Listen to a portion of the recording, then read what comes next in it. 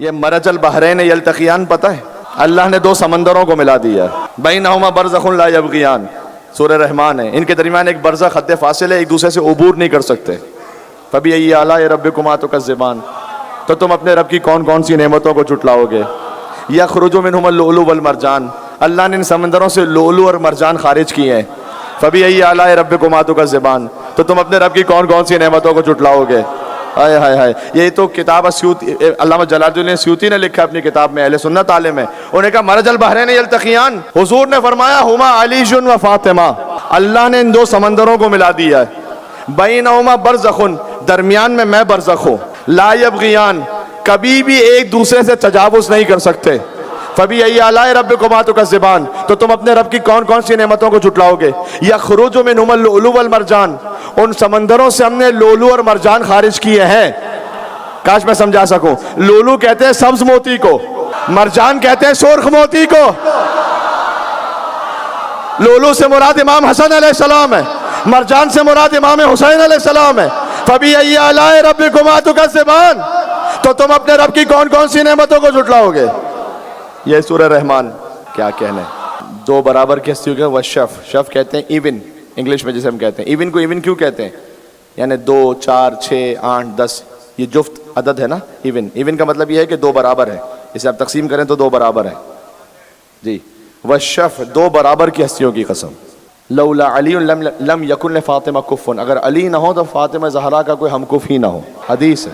آدم فمن دونہ، نہ آدم نہ غیر آدم، یہ حضور نے اس حدیث کو کہہ کر یہ حضرت آدم علیہ السلام کو شامل کر کے بتلایا کہ انبیاء بھی ہم سر زہرا نہیں کر سکتے اگر علی ابن ابی طالب نہیں ہے، تو کیا کہنے۔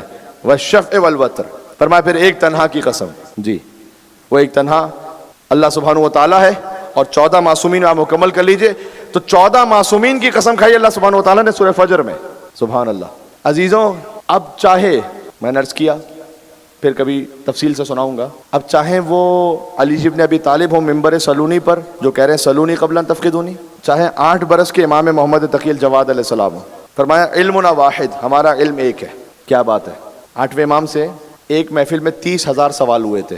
ایک محفل کا مطلب تھا کہ ایک تسلسل تھا، بعید نہیں کہ چند دنوں تک جاری رہی ہو۔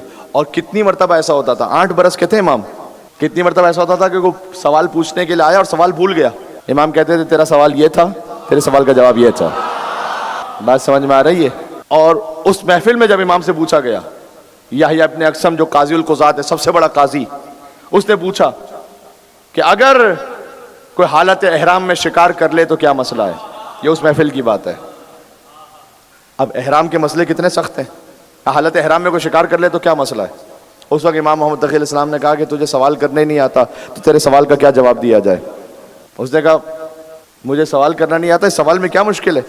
امام نے کہا تو نے پوچھا کہ حالت احرام میں کوئی شکار کر لے تو کیا کفارہ ہے، تو نے یہ نہیں کہا، یہ نہیں پوچھا کہ وہ احرام حج کا ہے یا عمرے کا ہے، یہ نہیں پوچھا کہ شکار حرم میں کیا تھا یا حرم سے باہر کیا تھا، یہ نہیں پوچھا کہ شکار کرنے والا آزاد تھا یا غلام تھا، یہ نہیں پوچھا شکار کرنے والا بالغ تھا یا نابالغ تھا، یہ نہیں پوچھا کہ شکار پہلی مرتبہ کر رہا تھا یا بار بار کر رہا تھا، یہ نہیں پوچھا کہ شکار کرنے پر توبہ کر لی تھی یا شکار کرنے پر مصر تھا، یہ نہیں پوچھا یا اللہ شکار دن میں کیا تھا یا رات میں کیا تھا، یہ نہیں پوچھا شکار پرندے کا کیا تھا یا اور حیوان کا کیا تھا۔